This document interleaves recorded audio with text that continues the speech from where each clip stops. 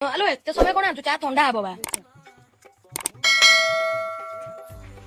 ଏଇଠି କାନି କାହା କଣ ଏତେ ଭଲ ଲାଗୁଛି? ବୋଉ ମୁଁ କରିଛି। ଆଲୋ ତୁ କଣ ଖାଣ୍ଟି କ୍ଷୀରରେ ଚା କରି ଆଣି ଦେଇଛୁ? ଆଉ ଏ ଜିନିଷ ସବୁ ଆମର କୁଣିଆ ଆସିଲେ ବାହାରିବ। ତତେ କେତେ ଥର ମୁଁ କହିଛି ତାକେ ଆଣି ଦେଇଥିଲେ ହେଇନଥାନ୍ତା? ଯା ଚାରେ ପାଣି ପୁରେଇକି ଆଣେ। ଆଜ୍ଞା ବୋଉ। ଖାଣ୍ଟି କ୍ଷୀରରେ ଚା କରି ଆଣି ମତେ ତୁ ଜାଣିନି ମତେ ଭଲ ଲାଗେ ମୋର ହାତ ମୁଆନି ବୋଲି। ଶାଶୁ ଚାହାରେ ବୋଉ ମିଶେଇ ଦେଲା ନିଦ ବଟିକା। କୁଆଡେ ଆଜ୍ଞା ବୋଉ କଣ କହୁଥିଲେ? କୁଆଡେ ଯାଉଥିଲୁ? ଲାଟ୍ରିନ୍ ଯାଉଥିଲି। ତତେ ବାରମ୍ବାର ମୁଁ କହିଛି ଲାଟ୍ରିନ୍ ଗଲାବେଳେ ଓଢଣାଟା ଦେଇକି ଯିବୁ। କାଲି ରାତିରେ ଶୋଇଥିଲୁ ମୁଁ ଦେଖିଲି ତୋ ଓଢଣା ଖସିଥିଲା। ତୁ ଠିକ କରୁଛୁ? ତୁ ଝାଡା ଯା କି ଲାଟ୍ରିନ୍ ଯା କି ଗଛରେ ପାଣି ଦେ କି ଶୋ ତୁ ଓଢଣାଟା ଯେମିତି ରହିବା ଦରକାର। ଯା ଲାଟ୍ରିନ୍ ଯା। ଆଉ ଟାଣ ଯେମିତି ଲାଟ୍ରିନ୍ ବାଲ୍ଟିରେ ଓଢଣା ବାଜିବ। ଯା। ହଁ ତୁ ଯେତେବେଳେ ପାରିବୁ ଆମ ଘରକୁ ହେଇ ଆଜ୍ଞା ବୋଉ। ରିନା ବୋଉ ତା ଦେଢୁଶୁର ତାଙ୍କ ଝୁଅ ହରିକା ସବୁ ଆଇଲେଣି।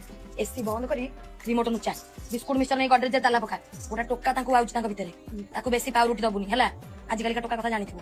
ପାଉରୁଟି କଣ? ଏଇ ଯୋଉ ପାଉରୁଟି ଦିଅନ୍ତିନି ଯୋଉ ପାଉରୁଟି ଯୋଉ ଦିଅନ୍ତି ମ ଭାଉ ବଢିଯାଏ ଯୋଉ ପାଉରୁଟି ଯୋଉ ବୋଉ ସେଟା ପ୍ରାୟୋରିଟି।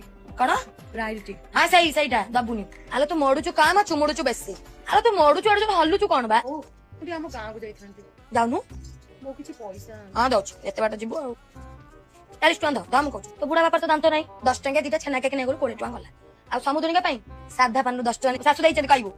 ଆଉ ଯୋଉ 10 ଟଙ୍କା ବଢିଲା ତମ ଘର ପାଖରେ ଯୋଉ ଡୁଙ୍ଗୁର ଛୁଆ ଅଛନ୍ତି ତାଙ୍କୁ ନେଇ 10ଟା ପାଇଲ୍ସ ଚକଲେଟ ଦେଇଦବୁ। ବୋଉ ପାଇସ୍ କଣ? ଏ ଯୋଉ ପାଇଲ୍ସ ଗୋଟେ ନୁନୁଣିଆ ଲାଗେ ନା ବଢିଆ ଲାଗେ ନା ସେଇ ଚକଲେଟ ନେଇ 10 ଟଙ୍କା ଦେଇଦବୁ। Pulse chocolate. ହଁ ସେଇ ଆରଟା।